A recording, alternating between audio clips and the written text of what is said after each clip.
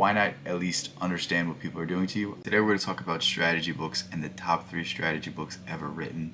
I excluded 48 Laws of Power because it's too recent and hasn't been read for centuries, and these other books have been read throughout history by some of the greatest leaders, you would say. I don't know if any of them are great. I think they all have their flaws, but if people in power are reading these books, then they're using these to their advantage. And why not at least understand what people are doing to you? I think that's the number one way to approach strategy. Understand where people are using sort of tactics to get one over on you, and I think if you can understand that, then you're well on your way already. So the first book is The Art of War by Sun Tzu. People don't know if Sun Tzu is a real person. It's speculated that he is. Nobody knows. He might be an amalgamation. Nobody really knows about the origins of this book. They just know it was read for millennia, and it has been read by pretty much every world leader throughout history. It really is a good book.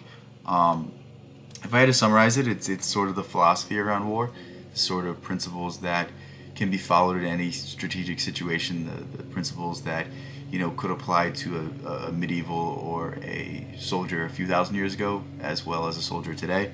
The ones that really stick out to me are always fight an enemy on your terms, not on theirs. So if you have to, provoke them to attack you and allow them to overextend themselves and then take advantage of that. Never fight an enemy on death ground where their back is against the wall, where they're a caged animal, where they are forced to leave everything on the line, because of course that is going to hurt you in the long run. Never prolong a war. There's never been a state that has benefited from a prolonged war. All sorts of things like this that are super fascinating, and perhaps the most interesting aspect of this book is how it carries over to life as well. There's a section where it says, always surrender when you can, regroup your forces, and then attack again. Never allow someone to surrender.